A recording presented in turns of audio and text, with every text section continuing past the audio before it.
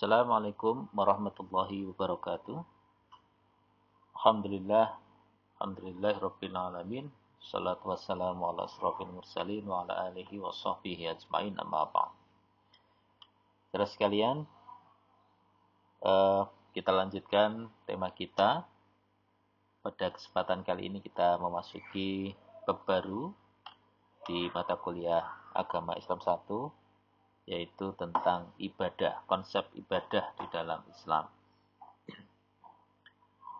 Setelah kemarin kita menyelesaikan tema pertama, yaitu tentang akidah.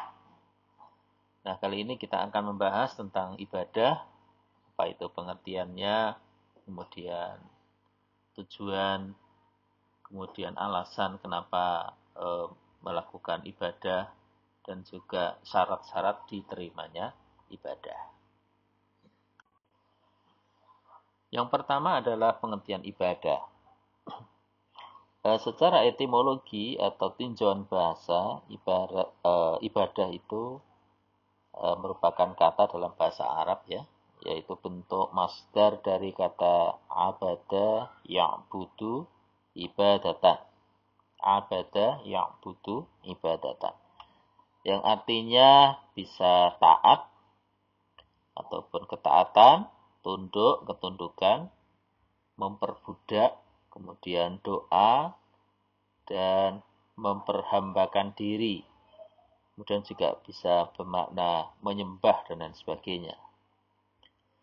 Nah, dalam Al-Quran banyak ditemukan kata ibadah dalam berbagai bentuk perubahannya.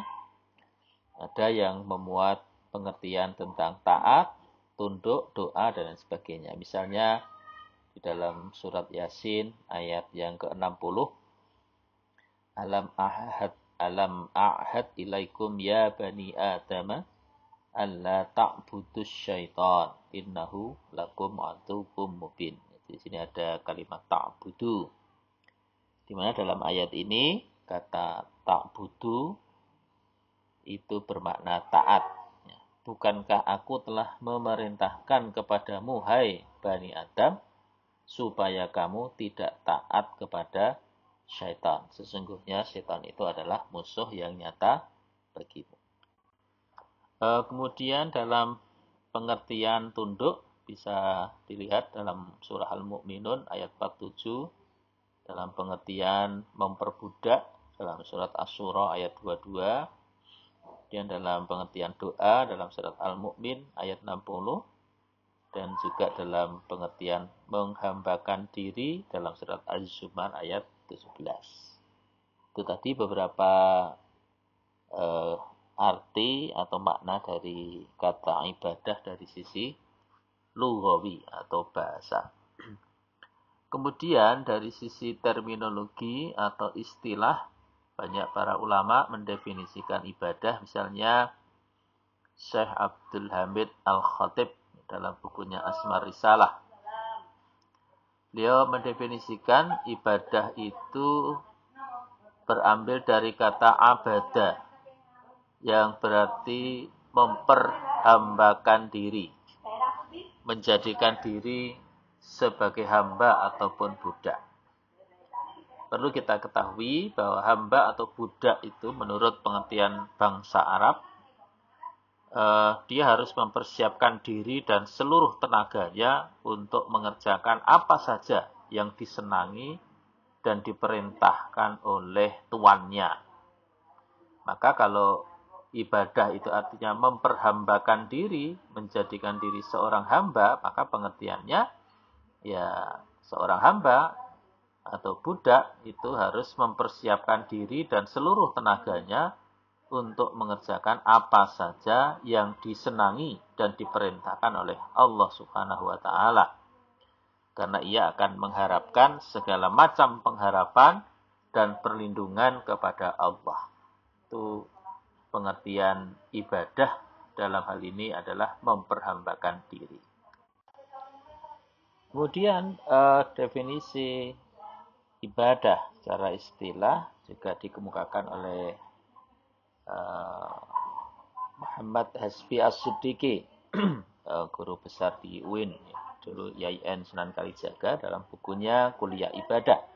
Beliau mengemukakan bahwa hakikat ibadah adalah ketundukan jiwa yang timbul dari hati yang merasa cinta akan Tuhan yang makbud, yang diibadahi dan merasakan kebesarannya. Nah, sementara Saifuddin Ansori dalam bukunya Pokok-Pokok Pikiran tentang Islam, dia mengatakan ibadah dalam arti khusus atau khas, yaitu hubungan langsung antara manusia dengan Tuhan, yang acara, tata cara, dan upacaranya sudah ditentukan secara terperinci oleh Allah dan Rasul-Nya, seperti sholat, zakat, saum, haji, dan lain sebagainya. Jadi nanti lebih kepada pembagian ibadah sebetulnya. Kemudian menurut Saifuddin Ansori juga, ibadah dalam arti luas itu setiap gerak-gerik, tingkah laku, dan amal perbuatan yang mempunyai 3 ciri. Yang pertama, niat yang ikhlas sebagai titik tolaknya. Yang kedua, keridhaan Allah sebagai titik tujuan. Dan yang ketiga, amal soleh sebagai gerak amalan. Ya, itu definisi ibadah secara istilah. Yang terakhir yang saya sampaikan definisi ibadah dari Syekhul Islam Ibnu Taimiyah rahimahullah. Beliau mengatakan al-ibadatu hiya ismun jami' likulli ma yuhibbuhullah wa yardahu minal aqwali wal a'mal wal al-batinah wal dhahirah. Was-salah waz zakah was siyam wal hajj wa sidqul hadis wa ada'ul amanah wa birrul walidain wa silatul arham wal fafa'u bil uqud bil uhud ya wal amru bil ma'ruf wan nahyu 'anil munkar wal jihad lil kufar wal munafikin wal ihsan lil jari wal yatim wal masakin wa ibnis sabil wal mamluk minal dan seterusnya. Hurufnya kecil-kecil ya.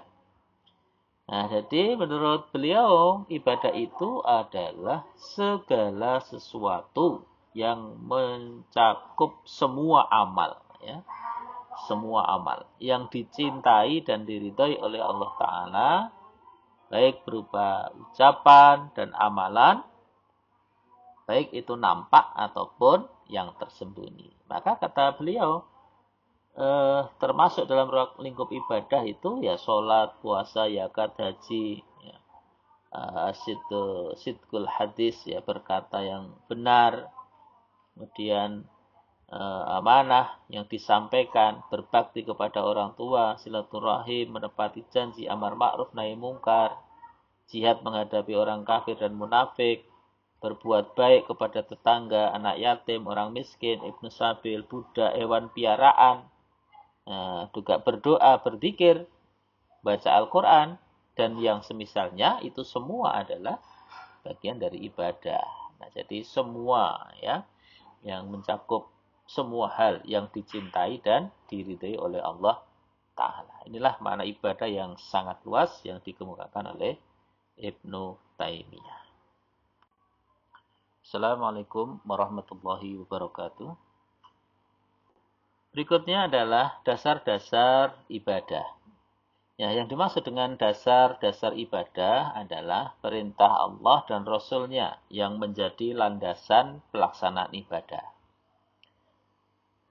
Dari perintah Allah kita mendapati banyak sekali ya ayat-ayat yang memerintahkan pada kita manusia, bahkan ada yang lebih khusus kepada orang-orang yang beriman untuk beribadah. Kita ambil contoh misalnya Al-Baqarah ayat 21.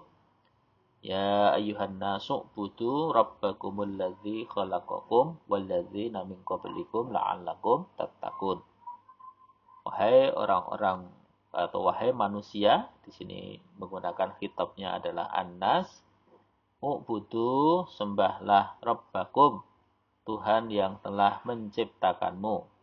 Alladzi khalaqakum, yang telah menciptakanmu, walladzina min qablikum, dan menciptakan orang-orang sebelummu la'allakum tattaqun, agar kalian bertakwa. Di sini ada ubudu, itu adalah perintah, ya, fi'il amr, perintah untuk beribadah.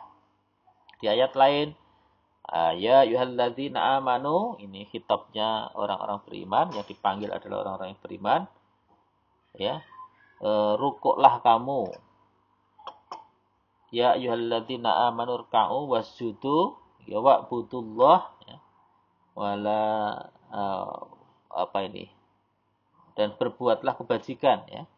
Jadi orang-orang yang beriman, rukuklah, sujudlah, sembahlah Tuhanmu dan berbuatlah kebajikan, la'allakum tuflihun, supaya kamu mendapat kemenangan. Inilah ayat-ayat Al-Qur'an yang terkait dengan perintah beribadah. Di samping ayat Al-Quran, kita juga mendapati perintah ibadah ini juga disampaikan oleh Rasul Shallallahu Alaihi Wasallam dalam banyak hadisnya. Misalnya dalam hadis riwayat Imam Tabrani, Rasulullah bersabda, beribadahlah kamu kepada Allah dan janganlah kamu sekutukan dengannya, ya, sesuatu pun. Kemudian dalam hadis riwayat Imam Bukhari dan Muslim, ittaqullah, ya, ittaqullah haitsu ma kunta wa atbi'is sayyi'atal hasanata tamhuha wa khaliqin nasa bi khuluqin hasanin. Bertakwalah kamu kepada Allah di mana saja kamu berada, dan iringilah kejahatan itu dengan kebaikan, karena kebaikan itu mampu menghapus dosa, dan bergaulilah manusia dengan budi pekerti atau akhlak yang baik. Ini juga perintah agar manusia beribadah kepada Allah. Berikutnya, yang ketiga adalah pembagian ibadah. Saudara sekalian, para ulama membagi ibadah dalam dua macam, ya. Yang pertama ibadah khusus atau disebut dengan ibadah mahdhah, dan yang kedua ibadah ghairu mahdhah atau ibadah yang umum. Apa itu ibadah khusus? Ibadah khusus adalah ibadah langsung kepada Allah, di mana tata cara pelaksanaannya telah diatur, ditetapkan oleh Allah, dan juga dicontohkan oleh Rasulullah Shallallahu Alaihi Wasallam. Karena itu pelaksanaan ibadah mahdhah ini, atau ibadah khusus ini sangat ketat, harus sesuai dengan contoh dari Rasulullah Shallallahu Alaihi Wasallam. Tidak boleh ditambah-tambah, tidak boleh dikurangi. Karena penambahan atau pengurangan dari ketentuan-ketentuan ibadah yang telah ditetapkan itu dinamakan dengan bid'ah. Ya, dan bid'ah itu mengakibatkan batalnya ibadah yang dilakukan. Nah, contoh tentang sholat misalnya. Rasulullah mengatakan, Shollu kama ra'aitumuni usolli. Ya, sholatlah sebagaimana kalian melihat aku sholat. Nah, inilah salah satu hadis yang nilainya mutawatir, ya. Jadi yang mendengar Rasulullah mengatakan demikian banyak sekali para sahabat yang hingga sampai kepada kita semua. Nah, itu soal ibadah mahdhah. Jadi ketat, tidak boleh ditambah, tidak boleh dikurangi, ya. Tidak boleh melakukan bid'ah terkait dengan ibadah. Sementara ibadah yang kedua, jenis ibadah yang kedua yaitu ibadah umum atau ibadah ghairu mahdhah. Kalau ini ibadah yang tata cara pelaksanaannya tidak diatur secara rinci oleh Allah dan Rasulullah. Ini ibadah yang jenis ini tentu menyangkut hubungan manusia dengan sesama manusia yang lain atau dengan alam yang lain yang memiliki nilai ibadah. Nah, bentuk ibadah ini umum sekali, yaitu semua aktivitas kaum muslim, baik itu berkaitan dengan perkataan, perbuatan yang halal, ya, yang tidak dilarang, yang didasari dengan niat karena Allah, yaitu untuk mencari ridha Allah. Jadi sebenarnya ibadah umum itu ya berupa muamalah yang dilakukan oleh seorang muslim dengan tujuan mencari ridhonya Allah Subhanahu wa taala. Assalamualaikum warahmatullahi wabarakatuh. Nah, pembahasan yang keempat, mengapa manusia itu harus beribadah? Ya, ada beberapa alasan kenapa kita harus beribadah. Yang pertama tentu memenuhi tujuan Allah untuk menciptakan kita manusia. Sebagaimana ayat yang sudah sering kita dengarkan dalam surat Ad-Dzariyat ayat 56, "Wa ma khalaqtul jinna wal insa illa liya'budun." Dan tidaklah aku ciptakan jin dan manusia illa kecuali, melainkan liya'budun, supaya mereka mengabdi kepadaku. Nah, ayat ini dengan jelas menunjukkan bahwa tujuan diciptakannya manusia adalah untuk beribadah kepada Allah. Oleh karena itu, manusia harus beribadah dalam rangka memenuhi tujuan Allah menciptakan kita, Allah menciptakan manusia. Ya. Itulah kenapa manusia harus beribadah, yaitu memenuhi tujuan Allah menciptakan manusia. Yang kedua adalah memenuhi janji manusia kepada Allah. Sebagaimana kita pahami dalam surat Al-A'raf ayat 172, sebelum Allah itu meniupkan ruh ke dalam jasad saat kita berada di perut ibu kita usia janin 120 hari atau 4 bulan, Allah meniupkan ruh itu. Nah, sebelum ruh itu ditiupkan, dalam Al-Quran dikisahkan ruh itu sudah bersaksi bahwa Allah itu Tuhan mereka. Alastu birabbikum, ya. Allah bertanya kepada mereka, bukankah aku ini Tuhanmu? Kemudian ruh itu menjawab, qalu bala syahidna. Betul, engkau Tuhan kami menjadi saksi. Nah, ayat di atas dengan tegas menunjukkan bahwa sewaktu di dalam ruh manusia sudah membuat suatu perjanjian dengan Allah. Ya. Nah, kemudian dalam surat Al-Hadid ini menegaskan kembali ayat yang ke-8, wa ma lakum la tu'minuna billahi war rasul yad'ukum litu'minu bi rabbikum wa qad akhadha mitsaqakum in kuntum mu'minin. Dan mengapa kamu tidak beriman kepada Allah, padahal Rasul menyeru kamu supaya kamu beriman kepada Tuhanmu. Dan sesungguhnya dia telah mengambil perjanjianmu jika kamu adalah orang-orang yang beriman. Ini ada footnote-nya ya, ada catatan kakinya. Yang dimaksud dengan perjanjianmu ialah perjanjian ruh Bani Adam sebelum dilahirkan ke dunia, bahwa dia mengakui bahwa Tuhannya ialah Allah, sebagaimana tadi disebut dalam ayat 172 surat Al-A'raf. Jadi tujuan beribadah yang kedua adalah bagaimana manusia itu memenuhi janjinya kepada Allah Subhanahu wa Ta'ala. Assalamualaikum warahmatullahi wabarakatuh. Alhamdulillahirabbil alamin. Shalatu wassalamu ala asyraf. Yang ketiga, tujuan ataupun alasan kenapa manusia beribadah, yang ketiga adalah memberi makan pada rohani, ya. Nah, sebagaimana jasmani yang membutuhkan makan, maka demikian pula dengan rohani kita yang juga membutuhkan makan. Dan makanan rohani tidak lain adalah ibadah kepada Allah. Nah, apabila rohani diberi makan, maka manusia akan menjadi baik dan hidupnya akan bahagia. Dan semua manusia sejatinya ingin menjadi baik, karena itu adalah fitrahnya. Nah, manusia hanya akan menjadi baik dan berbahagia dengan beribadah kepada Allah saja. Allah berfirman dalam surat Al-Bayyinah, ayat yang ke-7, innalladzina amanu wa amilus solihati ulaika hum khairul bariyah. Sesungguhnya orang-orang yang beriman dan mengerjakan amal soleh atau beribadah, maka mereka itulah adalah sebaik-baik makhluk. Alladzina amanu wa amilus solihati tuba lahum wa husnu ma'ab. Orang-orang yang beriman dan beramal soleh, bagi mereka kebahagiaan dan tempat kembali yang baik. Yang keempat, mengapa kita beribadah? Yaitu di samping jalan kebahagiaan di dunia,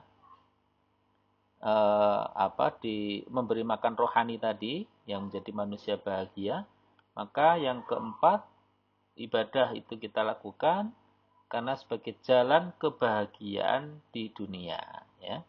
Kebahagiaan di dunia.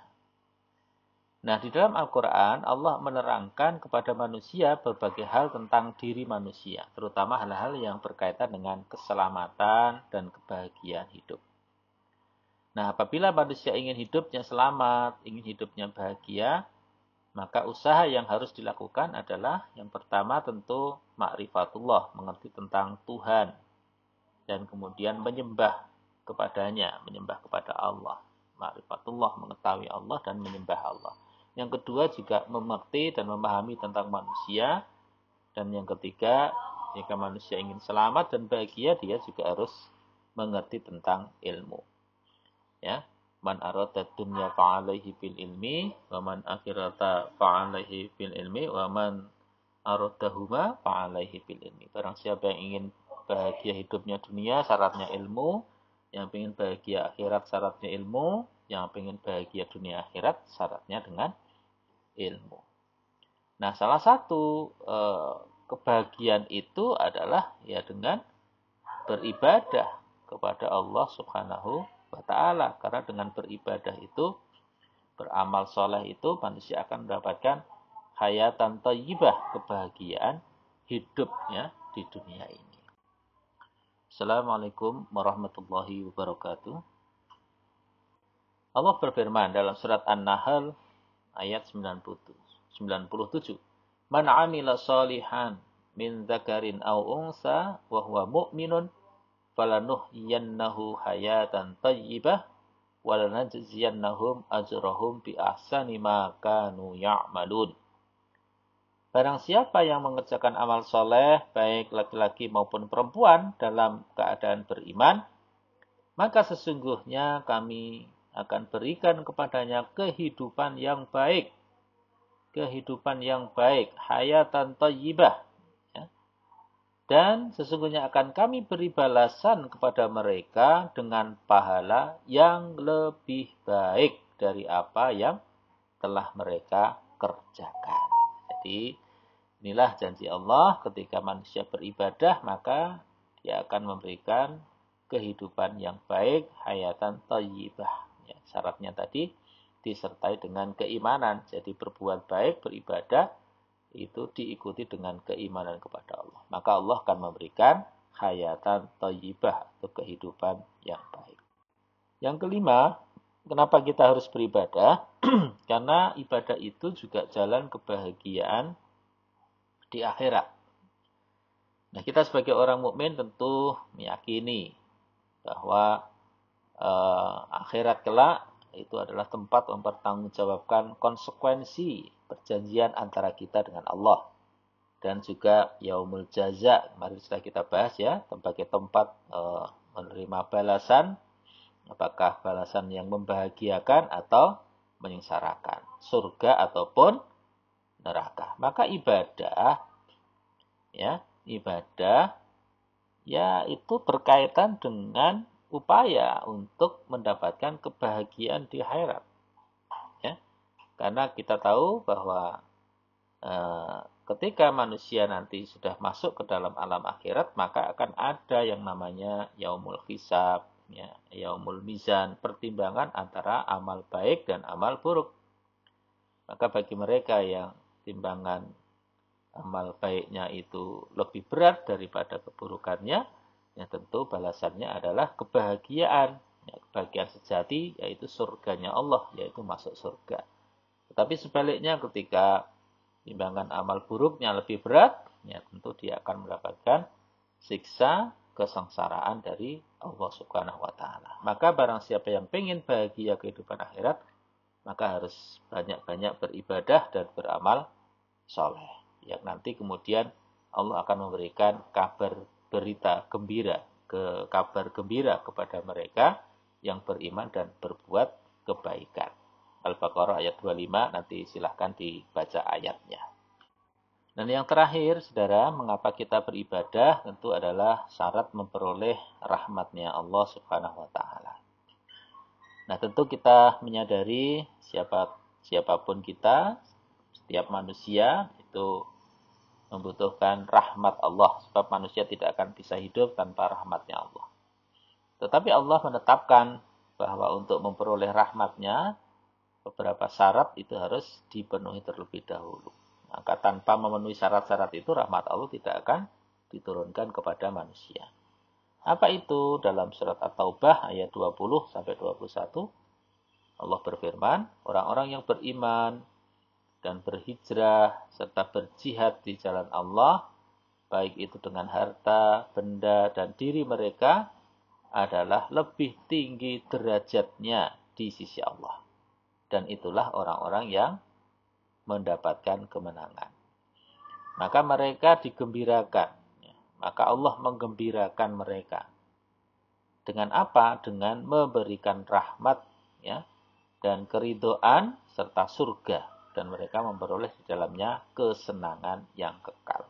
Maka rahmat tadi akan diberikan ketika manusia itu berhijrah, beriman, berhijrah, berjihad di jalan Allah, baik dengan harta, benda maupun diri mereka. Maka Allah akan mengangkat derajatnya, mereka akan diberikan kemenangan, dan Allah menggembirakan mereka dengan rahmatnya. Maka syaratnya itu tadi, beriman, berhijrah, dan berjihad di jalan Allah Subhanahu wa Ta'ala. Dan itu semua adalah ibadah, bentuk-bentuk ibadah. Beriman, berhijrah, berjihad, ya, itu adalah bentuk ibadah kepada Allah. Maka syarat memperoleh rahmat Allah adalah dengan beribadah kepada Allah Subhanahu wa Ta'ala.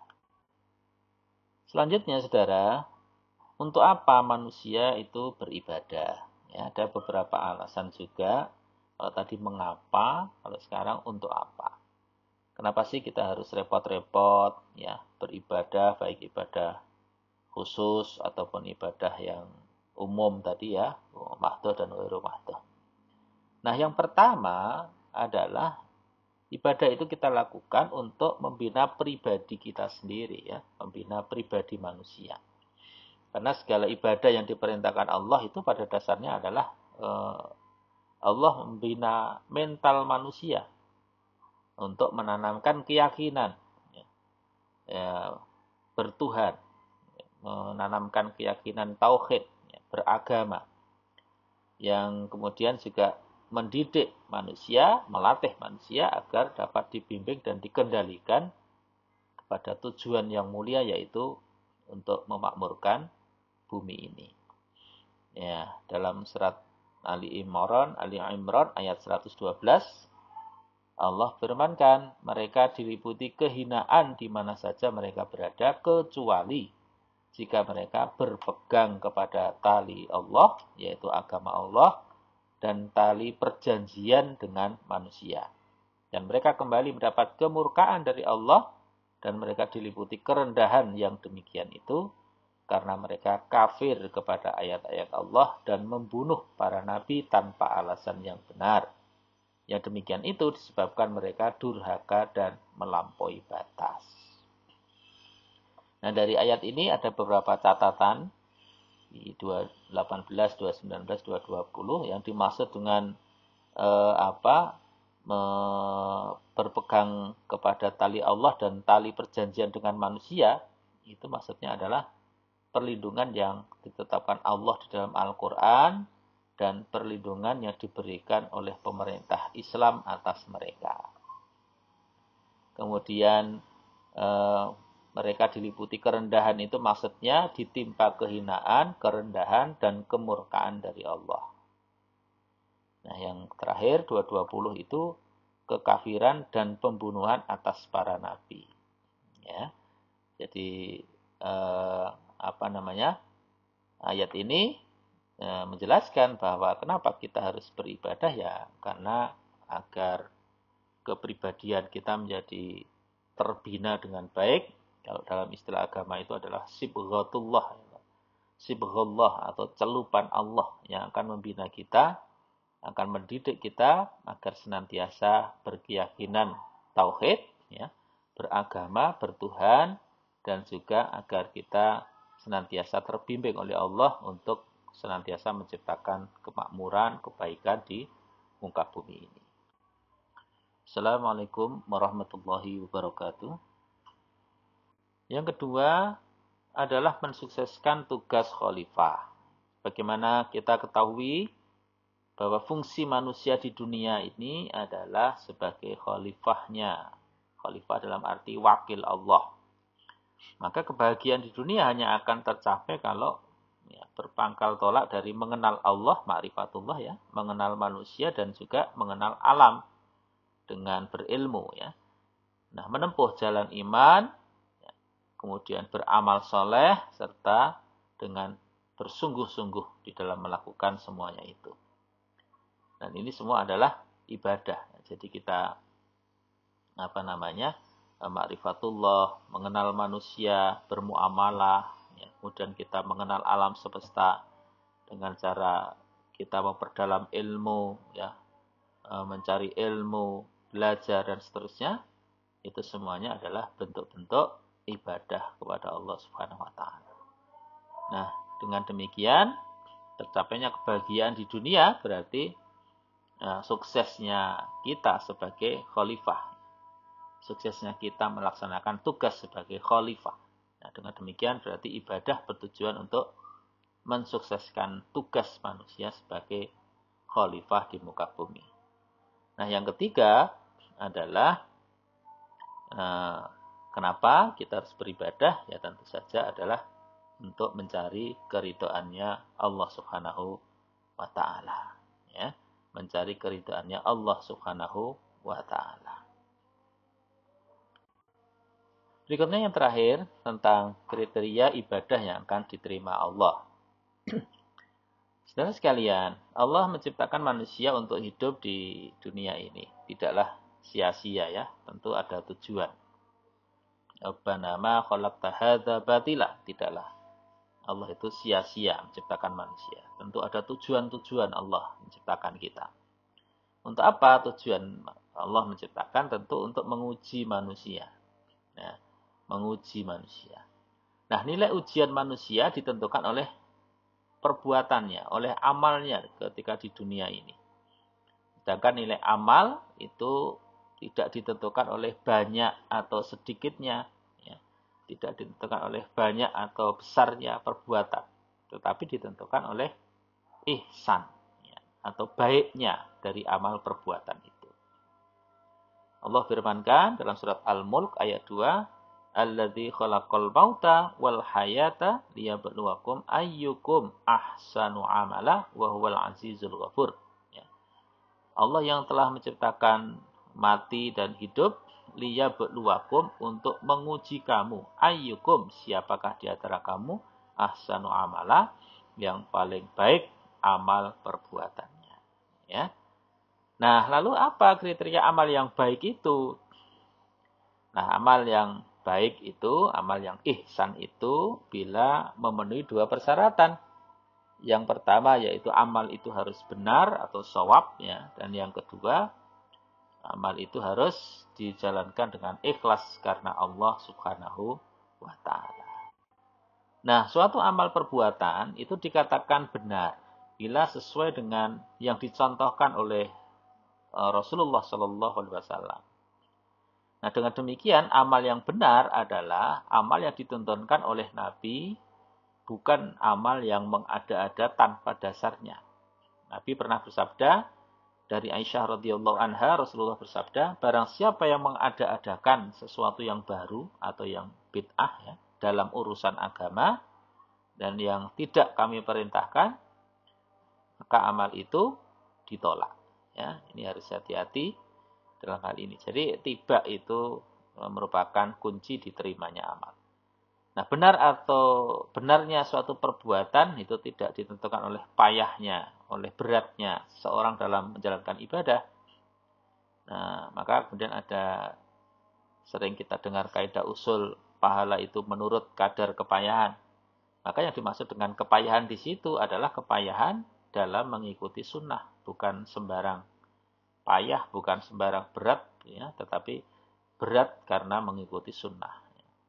Nah, pahala itu akan menurut kadar kepayahannya.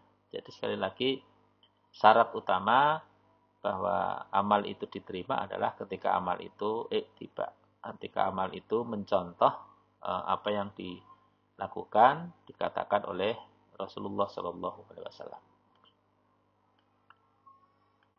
Kemudian yang kedua, agar amal itu diterima oleh Allah, maka pelaksanaan amal atau ibadah itu harus disertai dengan ikhlas.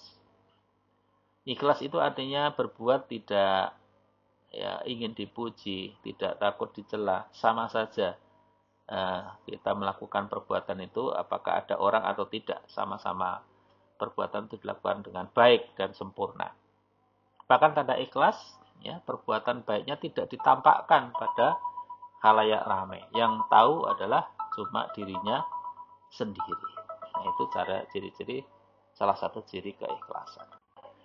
Nah, karena itu, saudara, maka agar amal kita senantiasa diterima oleh Allah Subhanahu wa taala, maka amal-amal kita harus dilandasi dua hal. Yang pertama, kita menjalankan amal itu sesuai dengan contoh yaitu Rasul, dan yang kedua, amal itu kita lakukan dengan keikhlasan.